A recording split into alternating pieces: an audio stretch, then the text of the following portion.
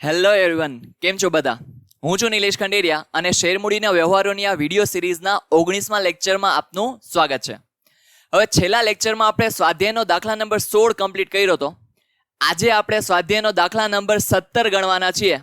હવે આ બંને દાખલામાં થોડો ઘણો તફાવત છે જપ્તી અંગેનો. તો ચાલો જોઈ લઈએ આજે સ્વાધ્યાયનો દાખલા નંબર 17. હવે જો સૌથી પહેલા સ્વાધ્યાયના દાખલા નંબર 17 ની આપણે રકમ વાંચી લઈએ. તમને સ્ક્રીન ઉપર દેખાતી હશે. એમાં આપણને કીધું છે સિદ્ધપુરની ઇસબગુલ લિમિટેડે ₹10 નો એક એવા 6 લાખ ઇક્વિટી શેર ₹7 ના પ્રીમિયમથી બહાર પાડ્યા હતા. શેર પર નીચે મુજબ રકમ ભરવાની હતી. અરજી સાથે શેર દીઠ ₹10, એમાં કાઉન્સમાં કીધું છે પ્રીમિયમ સહિત, એટલે કે ₹7 જે પ્રીમિયમના છે એ આપણે અત્યારે જ મગાવી લઈએ છીએ અરજી વખતે.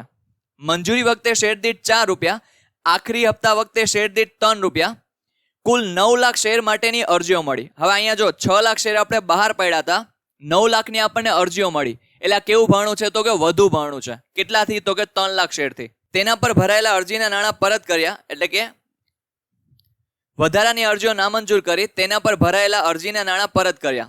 હવે આપણે શેરના વધારાની અરજીઓ છે એ શું કરી છે? તો કે કેન્સલ કરી છે. એટલે આપણે એ લોકોને પૈસા આપી દેવા પડે. એટલે કે પ્રમાણસરની ફાળવણી નથી. આપણે એનો કન્સેપ્ટ ભણી ગયા છીએ. આગળના દાખલાઓમાં આપણને એ પણ આવશે. આપણને કીધું છે પછી સિદ્ધરાજ કે જેના 6000 શેર મંજૂર કરવામાં આવ્યા હતા, તે મંજૂરી વખતની રકમ નહીં ભરી શકતા તેના શેર મંજૂરી બાદ જપ્ત કરવામાં આવ્યા. એટલે કે મંજૂરી બાદ આપણે સિદ્ધરાજના શેર જપ્ત કરી લીધા.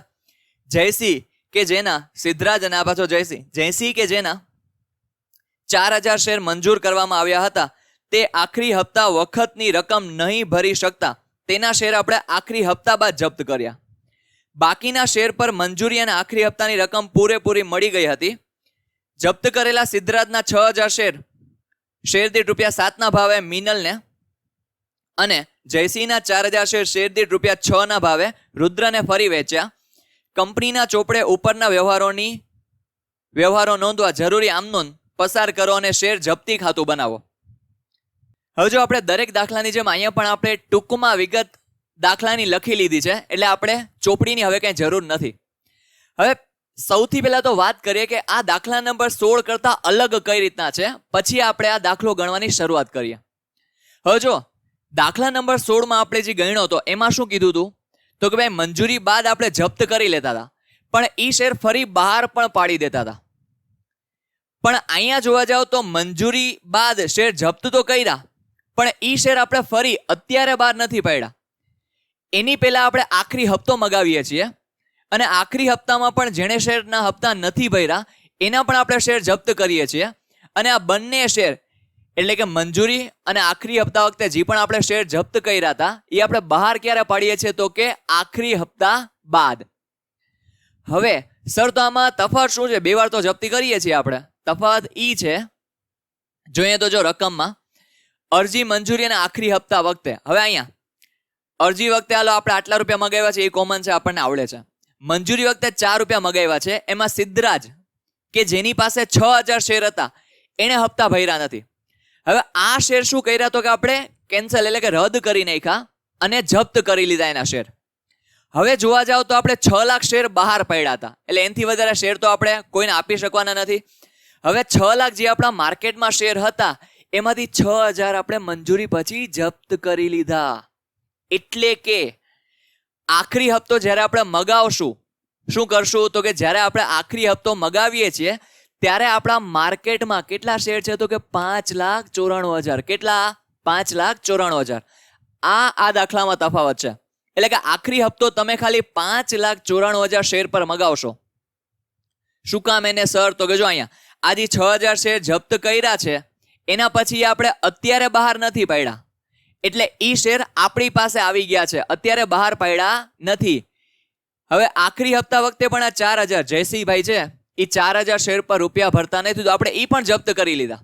એટલે અલ્ટિમેટલી અત્યારે આપણી પાસે જપ્ત થયેલા શેર એટલે કે આખરી હપ્તા બાદ આપણી પાસે જપ્ત થયેલા શેર કેટલા થઈ જશે? તો કે કુલ 10,000. 6000 સિદ્ધરાજના અને 4000 જયસિંહના.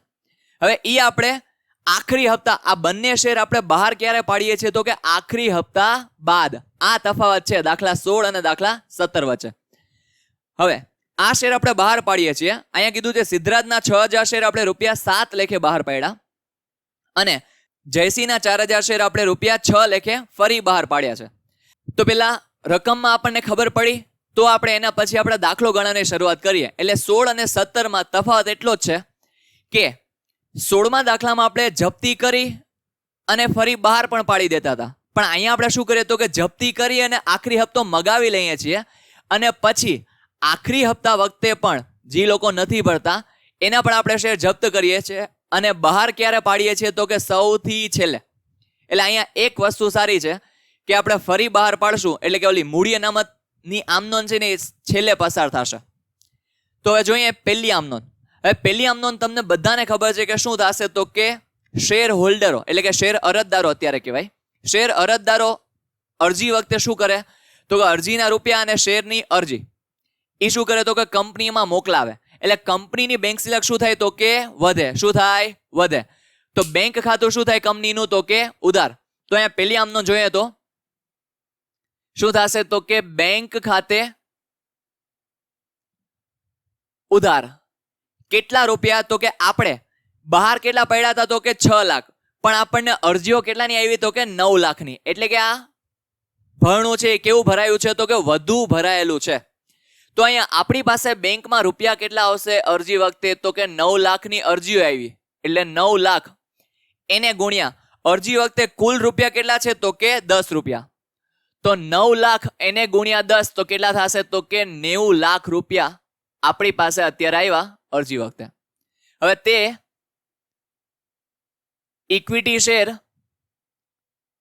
અરજી ખાતે કેટલા રૂપિયા તો કે 90 લાખ રૂપિયા. અહીંયા પણ આપણે જમા કરશું 90 લાખ રૂપિયા. અહીં સુધી બધાને સમજાય છે? અને અરજીની આમનોંધમાં તો કોઈ દી ફેરફાર થશે જ નહીં.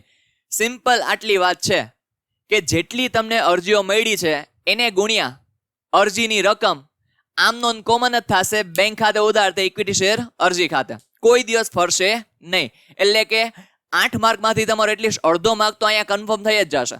બરાબર, આટલું તો યાદ રાખી જ શકીએ ને આપણે. હવે આપણે જોઈએ તો આપણે બાયફર્કેશન કરીએ છીએ. પહેલા તો અહીંયા આપણે મૂડી અને પ્રીમિયમનું બાયફર્કેશન કરશું અને જે આપણને 3 લાખની વધારે અરજીઓ મળી છે એના આપણે શું કરીએ તો કે એ અરજીઓ આપણે નામંજૂર કરી અને રૂપિયા શું કરીએ છીએ તો કે પરત કરીએ છીએ. તો ચાલો જોઈએ હવે બીજી આમનોંધ. તો બીજી આમનોંધમાં આપણે જોઈએ તો શું કરીએ તો કે સૌથી પહેલા તો ઇક્વિટી શેર અરજી ખાતું શું થશે તો કે ઉધાર. કેટલા રૂપિયાથી તો કે અહીંયા જેટલા રૂપિયાથી તમે જમા કર્યું હોય એટલા રૂપિયાથી અહીંયા ઉધાર કરવાનું. તો અહીંયા પણ 9 લાખ એને ગુણ્યા 10 જ થશે એટલે કેટલા થશે તો કે 90 લાખ રૂપિયા. તો અહીંયા આપણે ઉધાર કરી દીધું 90 લાખ રૂપિયાથી. હવે આપણે શું કરશું તો કે મૂડી ખાતું પણ જમા થશે, કારણ કે હવે આપણે શેર આપી દઈએ છીએ. તો અહીંયા તે ઇક્વિટી શેર મૂડી ખાતે હવે કેટલા રૂપિયા થશે અહીંયા તો કે આપણે કેટલા શેર બહાર પડ્યા છે એટલા જ આપણે શેર આપી શકીએ. તો આપણે શેર બહાર પડ્યા છે 6 લાખ. તો અહીંયા 6 લાખ એને ગુણ્યા મૂડીની રકમ કેટલી છે તો કે અરજી વખતે 3 રૂપિયા. તો અહીંયા 6 લાખ એને ગુણ્યા 3 તો કેટલા થશે તો કે 18 લાખ રૂપિયા. એટલે કે અહીંયા ઇક્વિટી શેર મૂડી ખાતું જમા કેટલા રૂપિયાથી થશે તો કે 18 લાખ રૂપિયાથી. હવે તે જામીનગીરી પ્રીમિયમ ખાતું પણ શું થશે તો કે જમા થશે. કેટલા રૂપિયાથી તો કે 6 લાખ શેર આપણે બહાર પાડી શકીએ છીએ એને ગુણ્યા અરજી વખતે પ્રીમિયમની રકમ કેટલી છે તો કે 7 રૂપિયા. કેટલા રૂપિયા? 7 રૂપિયા. તો 6 લાખ એને ગુણ્યા 7 તો કેટલા થશે તો કે 42 લાખ રૂપિયા.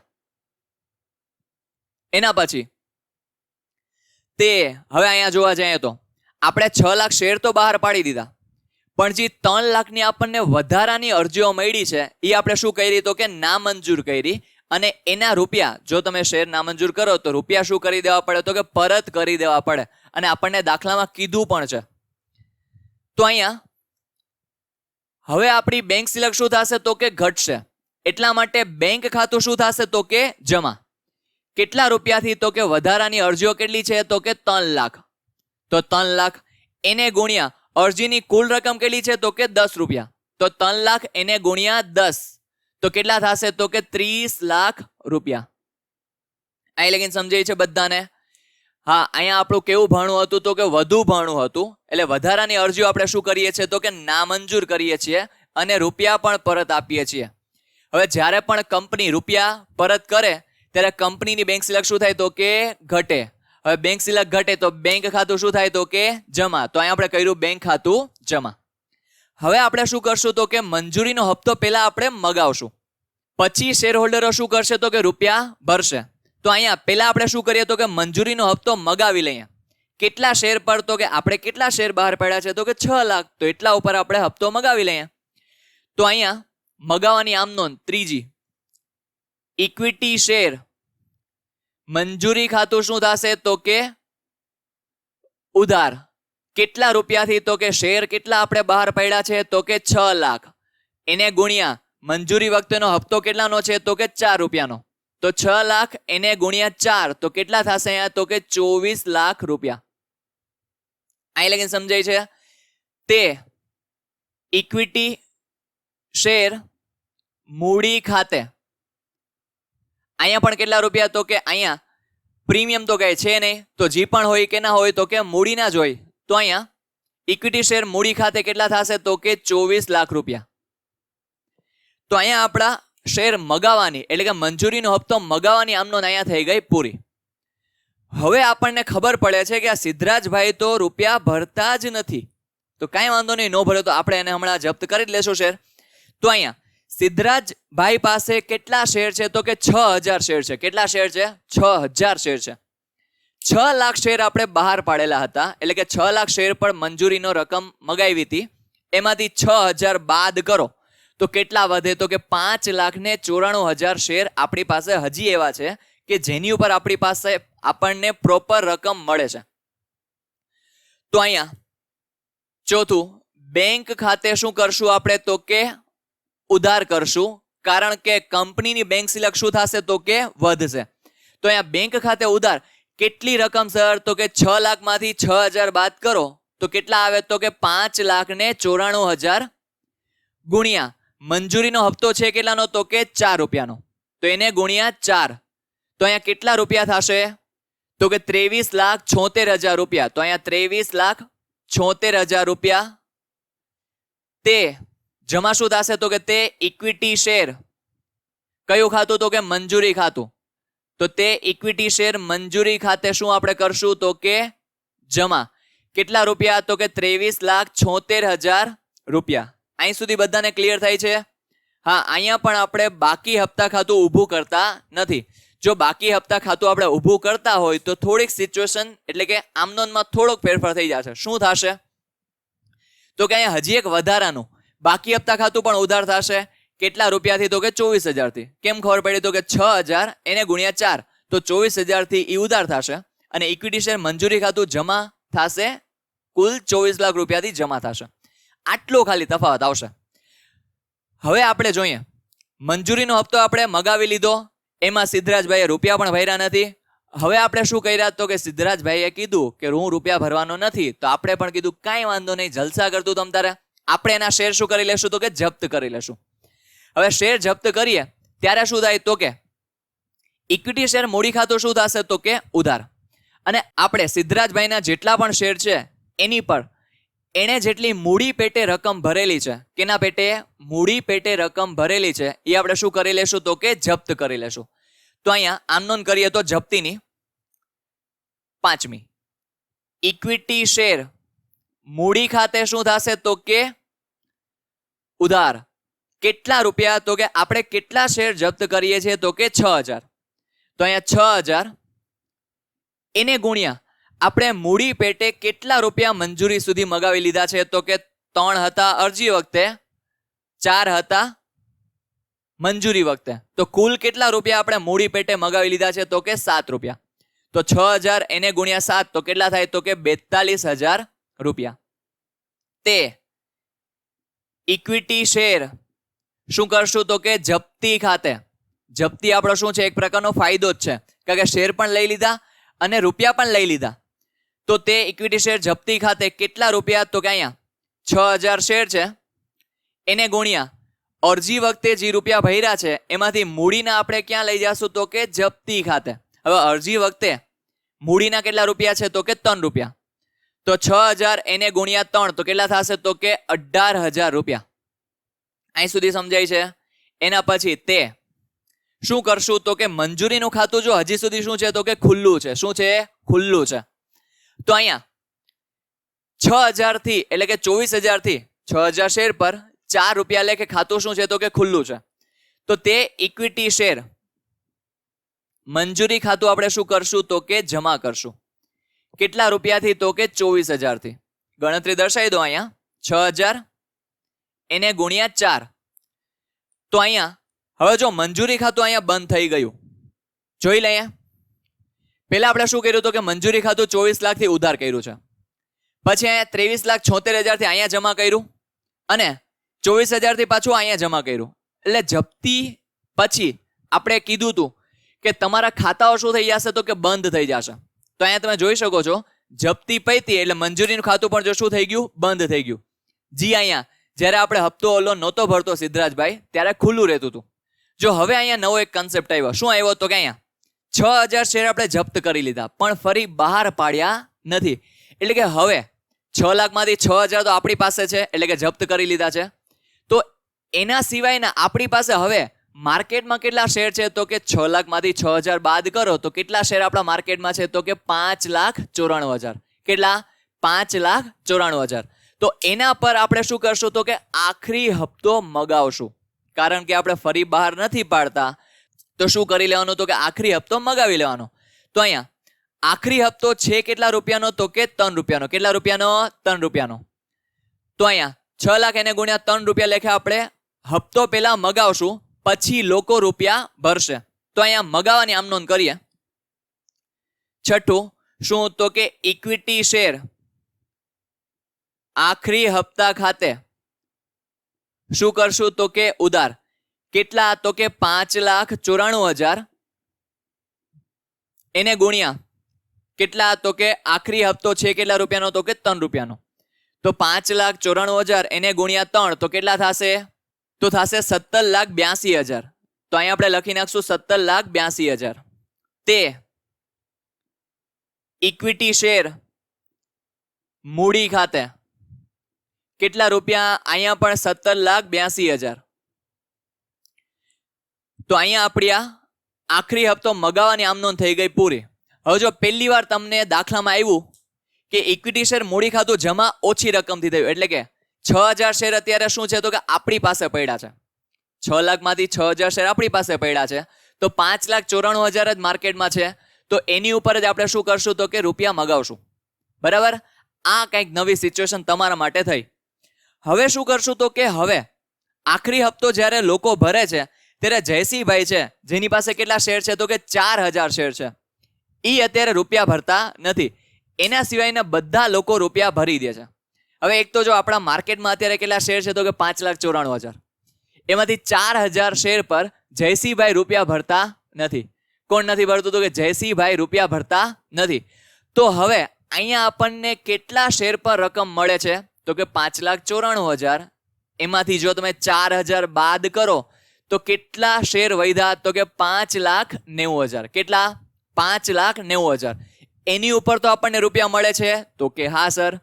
તો અહીંયા રકમ લખી લઈએ. 7મી શું તો કે બેંક ખાતે, કારણ કે બેંક સિલક કંપનીની અત્યારે વધશે તો બેંક ખાતે ઉધાર. હવે અહીંયા કેટલા રૂપિયા તો કે 5,94,000 માંથી જયસિંહભાઈ પાસે કેટલા શેર હતા? 4,000.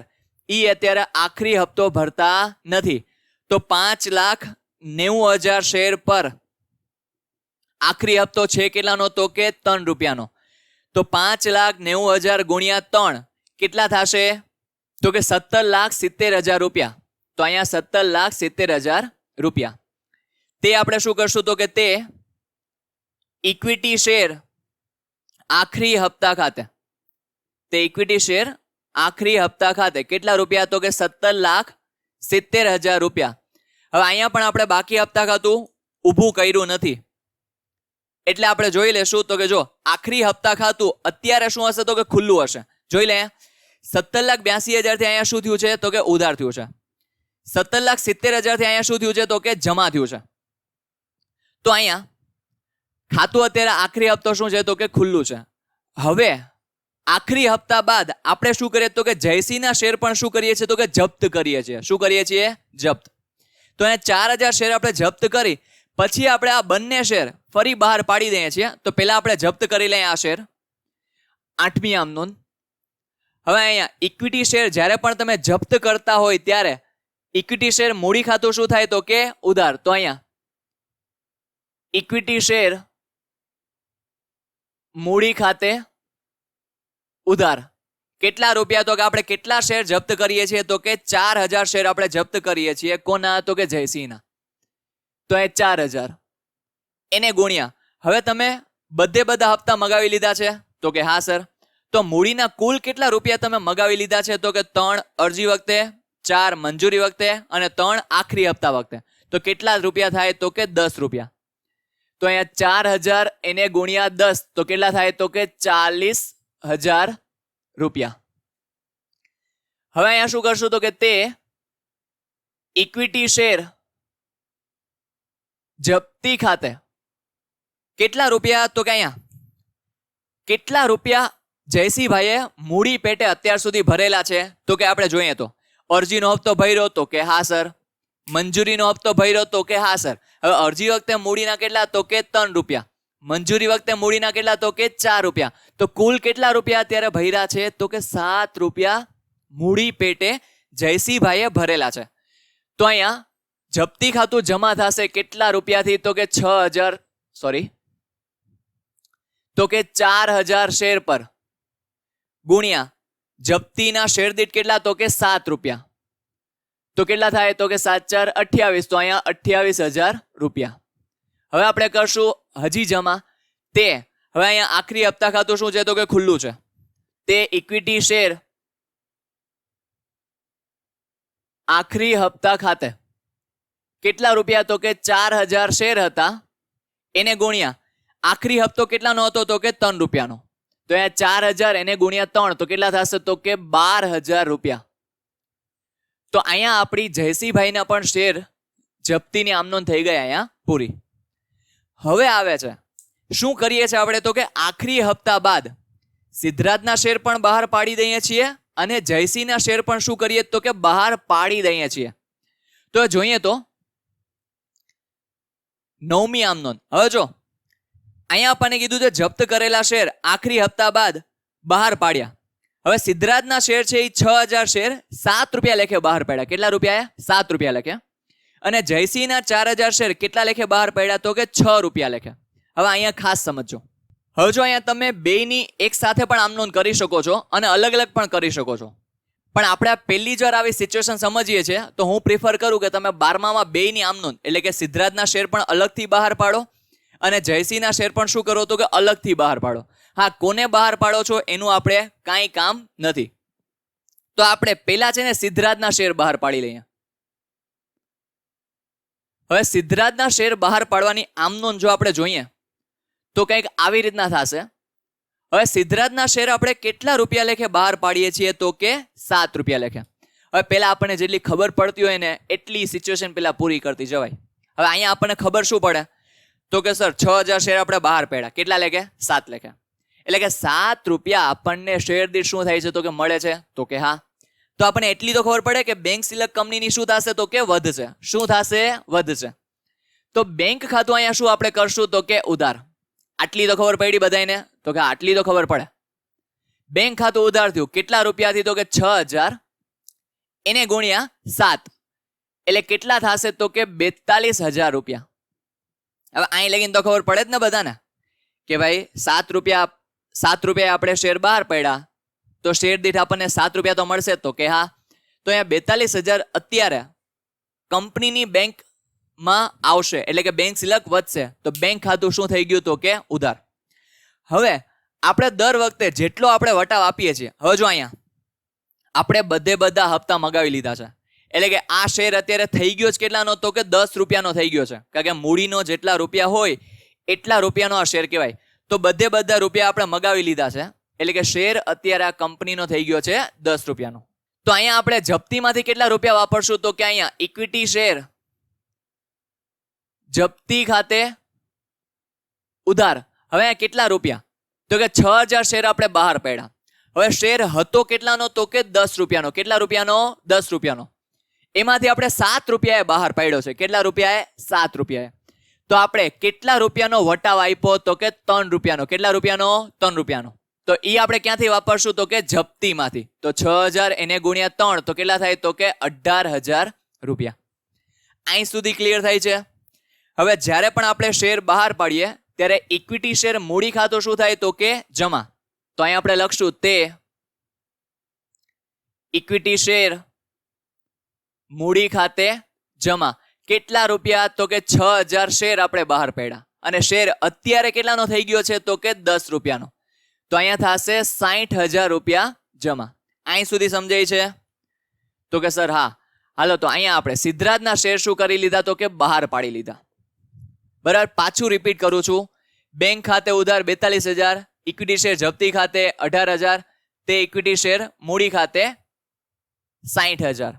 હવે આપણે શું કરીએ? તો કે જયસિંહના શેર બહાર પાડીએ. હવે જયસિંહના શેર છે કેટલા? તો કે 4000. હવે 4000 શેર આપણે કેટલા બહાર પાડીએ? તો કે 6 રૂપિયાએ. કેટલા રૂપિયાએ? 6 રૂપિયાએ. તો એટલી તો ખબર પડે કે નહીં? અત્યારે કંપનીની બેંકમાં કેટલા રૂપિયા આવશે? તો કે શેર દીઠ આવશે 6 રૂપિયા. તો અહીંયા પહેલા આપણે એટલું સોલ્વ કરી લઈએ. 10મી આમનોંધ. હવે હા, આ આપણે કોની આમનોંધ કરીએ છીએ? તો કે જયસિંહની. તો અહીંયા હેડિંગ આપી દઈએ જયસિંહ. હા, આવા હેડિંગ આપવા જરૂરી નથી, પણ આ તો આપણો પહેલો દાખલો છે અને તમને ખબર પડી શકે એટલા માટે આપણે આપીએ છીએ. બાકી ડાયરેક્ટ આમનોંધ લખી નાખો, બે ભેગી આમનોંધ આવડતી હોય તો એમ કરો, કાંઈ વાંધો નથી. તો અહીંયા બેંક ખાતે શું થશે? તો કે ઉધાર.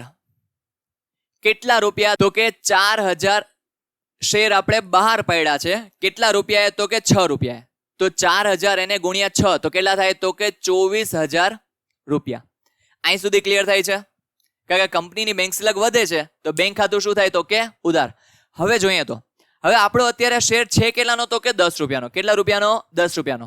આપણે બહાર કેટલાએ પાડ્યો? તો કે 6 રૂપિયાએ. કેટલા રૂપિયાએ? 6 રૂપિયાએ. તો કેટલા રૂપિયાનો આપણે વટાવ આપ્યો? તો કે 4 રૂપિયાનો. તો એ આપણે ક્યાંથી વાપરશું? તો કે જપ્તીમાંથી. તો અહીંયા ઇક્વિટી શેર જપ્તી ખાતે ઉધાર કેટલા રૂપિયા? તો કે 4000 શેર છે એને ગુણ્યા 4 તો કેટલા થશે? તો કે 16000 રૂપિયા. તો અહીંયા 16000. હવે તે ઇક્વિટી શેર શું થશે? તો કે મૂડી ખાતે થશે જમા. તો અહીંયા લખી લઈએ તે ઇક્વિટી શેર મૂડી ખાતે કેટલા રૂપિયા? તો કે 4000 શેર છે એને ગુણ્યા 10 તો કેટલા થશે? તો કે 40000 રૂપિયા.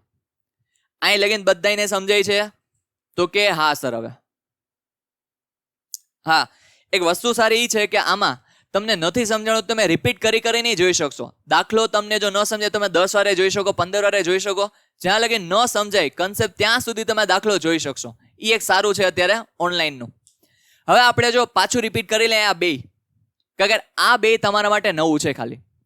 હવે અહીંયા જો તમે જેમ હપ્તો મગાવી લ્યો છો એમ શું થઈ જાય છે? તો કે જેટલા હપ્તા તમે મગાવી લ્યો છો એટલા રૂપિયાનો શેર થઈ જાય છે.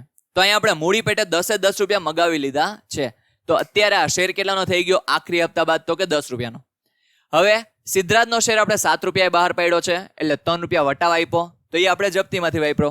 જયસિંહના શેર આપણે 10 રૂપિયાનો કેટલાએ બહાર પાડ્યો? તો કે 6 રૂપિયાએ. તો 4 રૂપિયા વટાવ આપ્યો તો એ 4 રૂપિયા આપણે જપ્તીમાંથી વાપરશું. તો હવે આપણે જોઈ લઈએ કે આપણી પાસે જેટલી રકમ હવે જપ્તીમાં વધી હશે એ આપણે ક્યાં ટ્રાન્સફર કરશું? તો કે મૂડી અનામત ખાતે. તો પેલા આમ નોંધ લખી લઈએ, રકમની ગણતરી પછી કરીએ.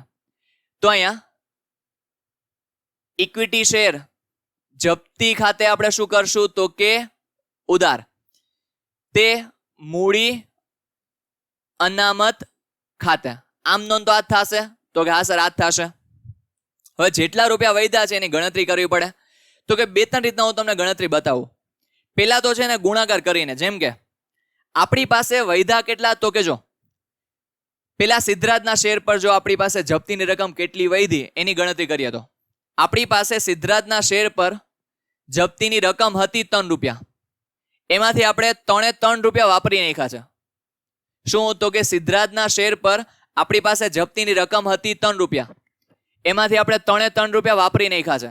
એટલે સિદ્ધરાજના શેર પર આપણને 1 રૂપિયો જપ્તીનો વધતો નથી, તો ન્યા આવશે 0.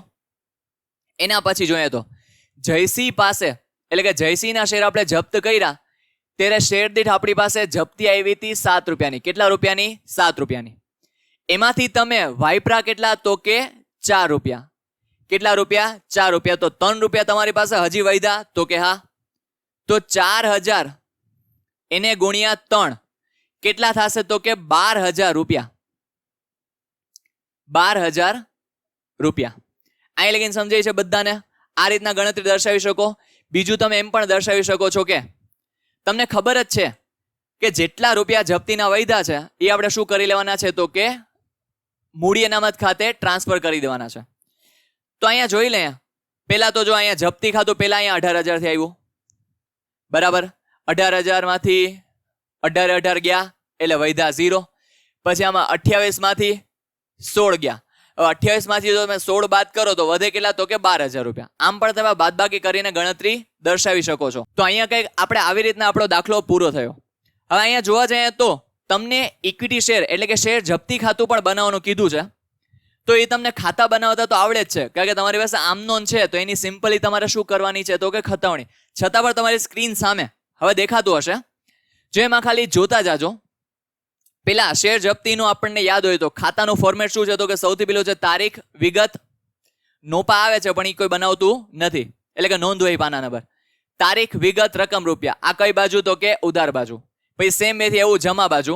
શું? તો કે તારીખ, વિગત, રકમ, રૂપિયા, અને અહીંયા આપણે લખ્યું જમા. હવે અહીંયા જો તમે જોશો તો અહીંયા આપણે ખતવણીનું તમને ખાલી એક કન્સેપ્ટ યાદ કરાવી દઉં. તો જી આમ નોંધમાં જી ખાતું ઉધાર થયું હોય એ ખાતું શું થાય? તો કે ઉધાર. સામેની બાજુની આપણે શું લખતા હોય? તો કે વિગત. તો સૌથી પહેલા આપણે જોઈએ જપ્તી ખાતું આવ્યું ક્યારે? તો સૌથી પહેલા જોઈએ તો જપ્તી પહેલા આવ્યું અહીંયા. તો અહીંયા તમે જોવા જશો તો જો ખાતામાં, એટલે કે જે તમને ફોટો દેખાય છે એમાં જોજો, ઇક્વિટી શેર જપ્તી ખાતે પહેલા કર્યું છે જમા 18000 રૂપિયાથી. તો કે હા સર. વિગતમાં લખ્યું હશે ઇક્વિટી શેર મૂડી ખાતે. દેખાય છે બધાને? તો એ અહીંથી આવ્યું, એટલે કે જપ્તી ખાતું સૌથી પહેલા થયું જમા, રકમ આવી 18000 રૂપિયા, અને વિગતમાં લખ્યું છે ઇક્વિટી શેર મૂડી ખાતે. બરાબર. બીજી વખત જુઓ તો જપ્તી ખાતું ક્યારે આવ્યું છે? તો કે અહીંયા આવ્યું છે. એટલે કે પાછું ઇક્વિટી શેર જપ્તી ખાતું શું થયું હશે? તો કે જમા. તો જો તમને દેખાતું હશે ઇમેજમાં ઇક્વિટી શેર જપ્તી ખાતું જમા કેટલા રૂપિયાથી જમા છે? તો કે 28000 થી. અને સામેની બાજુની વિગત ઇક્વિટી શેર મૂડી ખાતે. તો વિગતમાં લખેલું હશે ઇક્વિટી શેર મૂડી ખાતે. એટલે કે જપ્તી ખાતામાં જમા બાજુ 2 વિગત હશે, બેમાં વિગતમાં શેર મૂડી હશે, અને પેલામાં હશે 18000, બીજામાં હશે 28000. આ જમા બાજુ થઈ ગઈ. હવે જોવા જાઓ તો જપ્તી ખાતું અહીંયા જો 2 વખત ઉધાર થયું છે. તો પેલું જોઈએ તો જો ઇક્વિટી શેર જપ્તી ખાતું ઉધાર થયેલું હશે કેટલા રૂપિયાથી? તો કે 18000 થી. કેટલા રૂપિયાથી? 18000 રૂપિયાથી. સામેની બાજુની વિગત અહીંયા પણ શું છે? તો કે ઇક્વિટી શેર મૂડી ખાતે. તો ત્યાં પણ વિગતમાં ઉધાર બાજુ લખેલું હશે ઇક્વિટી શેર મૂડી ખાતે. સેમ વેથી હજી અહીંયા પણ ઇક્વિટી શેર જપ્તી ખાતું ઉધાર થયું છે કેટલા રૂપિયાથી? તો કે 16000 થી. તો તમારે જપ્તી ખાતે ઉધાર બાજુ બીજી વખત પણ થયેલું હશે, રૂપિયા હશે કેટલા રૂપિયા? 16000. અને અહીંયા સામેની વિગત શું છે? તો કે ઇક્વિટી શેર મૂડી ખાતે. તો વિગતમાં લખેલું હશે ઇક્વિટી શેર મૂડી ખાતે. પછી ઉધાર બાજુ, હવે તમે શું કર્યું? તો કે જમા બાજુમાંથી ઉધાર બાજુનો શું કર્યો? તો કે ટોટલ બાદ કર્યો. તો જમા બાજુનો સરવાળો કંઈક થાય છે 46000. કેટલા રૂપિયા? 46000. અને ઉધાર બાજુનો સરવાળો કંઈક થાય છે 18 અને 16. કેટલા થાય? તો કે 34000 રૂપિયા. કેટલા રૂપિયા? 34000 રૂપિયા. હવે 46 માંથી તમે આ 34 બાદ કરો તો કેટલાની બાકી આવી? તો કે 12000 ની. કેટલા રૂપિયાની? 12000 ની. તો તમને ઉધાર બાજુ એટલે કે બાકી આવી જમા બાકી, પણ લખશો તમે કઈ બાજુ? તો કે ઉધાર બાજુ. તો તમે ઇક્વિટી શેર જપ્તી ખાતે ઉધાર બાજુ લખ્યું હશે, રકમ લખી હશે 12000, અને સામેની બાજુની વિગત જો અહીંયા આમ નોંધમાં લખ્યું છે આપણે શું છે? મૂડી અનામત ખાતે. તો ત્યાં તમે વિગતમાં લખ્યું હશે મૂડી અનામત ખાતે 12000 રૂપિયાથી. તો અહીંયા તમારો આ દાખલો થઈ ગયો પૂરો. હવે જપ્તી ખાતું તમને બનાવતા ઇઝી છે, આવડતું હોય એટલા માટે મેં તમને ઇમેજ બતાડી અને સમજાવી દીધું. છતાં પણ તમને જો કંઈ ક્વેરી રહેતી હોય તો તમે મને કોલ અથવા મેસેજ કરી શકો છો, અથવા નીચે કમેન્ટ પણ કરી શકો છો, કે જેથી હું તમને જે નેક્સ્ટ જ્યારે આપણે લેક્ચર અપલોડ કરશું ત્યારે એ ક્વેરી તમારી એમાં સોલ્વ કરાવી દઈશ. તો સારું, ચાલો હવે મળીએ નવા લેક્ચરમાં નવા ટોપિક સાથે. જો તમને વિડીયો ગમ્યો હોય તો લાઈક કરજો. તમને શું આ વિડીયોમાં ગમે છે એ પણ તમે નીચે કમેન્ટ કરજો. અને એક ખાસ વસ્તુ તમારે નીચે કમેન્ટ ખાસ કરવાની છે કે તમને પેલા ઓલા કોમ્પ્યુટરવાળા વિડીયોઝ ગમતા કે આવા બોર્ડવાળા વિડીયોઝ ગમે છે, એ ખાસ નીચે તમે કમેન્ટ કરજો. બરાબર, ચાલો મળીએ નવા વિડીયોમાં નવા દાખલા સાથે. Till then take care, bye bye.